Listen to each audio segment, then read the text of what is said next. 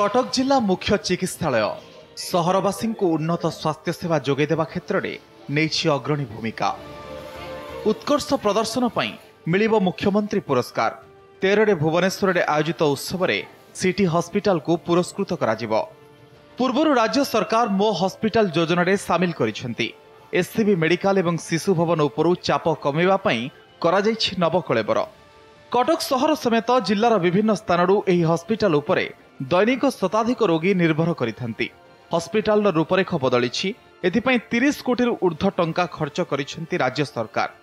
7 कोटी टंका मो हॉस्पिटल योजना रे खर्च हेबाकु थिबा बेले बाकी 100 शଯ୍या विशिष्ट 7 महला कोठा निमंते 21 कोटी टंका, मातृ शिशु सुरक्षा सौध एवं आईओपीडी पई 2 कोटी खर्च करा जायछि। पेशेंट मानकर सुविधा निमंते विभिन्न डिपार्टमेंट टिके अधिका खोलिछि एवं डाक्तरक संख्या बढ़िछि एवं सेमाने सुरुखुरे मेडिसिन दे पेशेंट मानकर सब सुख सुविधा एठी मे आई हेल्प यू योजना है। जेपरी लोक आसिक कौन जगार पहुँची कि कौट जगह को जिबे कौठी ट्रीटमेंट नेबे से तार मध्य सुविधा होछि। वर्तमान कटक सिटी हॉस्पिटल रे रहिछि विभिन्न विभाग 130 टी शଯ୍या विशिष्ट वार्ड। सेथिमध्यरु 30 टी केवल माँ एवं शिशुंक पई रखा जायछि।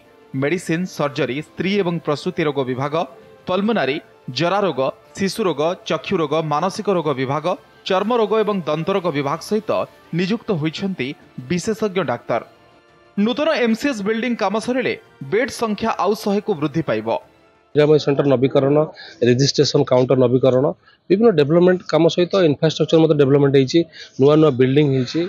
ब्लड स्टोरेज ग्रुप टू आरंभ करके हमर फ्रीजर वेटिंग हॉल में लोक मान कि पानी जल पीवार सुविधा सब अरेंजमेंट कराई। कृतज्ञता जनइबी आम प्रिय मुख्यमंत्री नवीन पट्टनायक सार को जेभली कार्यक्रम कटक सहर सिटी हॉस्पिटल को देथिबारु सब प्रकार सुविधा अच्छी। टेस्ट फेस्ट आरंभ करी डॉक्टर मान सहायता सब प्रकार सुविधा अच्छी। मागणा मिलुछि, ट्रीटमेंट ठीक ठाक होछि। एमसीएच रो 100 टी बेड मध्यरु 20 टी शिशुंक पई 30 टी बेड मांक पई रखा जिवो, जाहाकु नै रोगींक संपर्क खुशी व्यक्त करिसेंती। कटकरू स्तंभित राउतंक रिपोर्ट, नंदीघोष टीवी।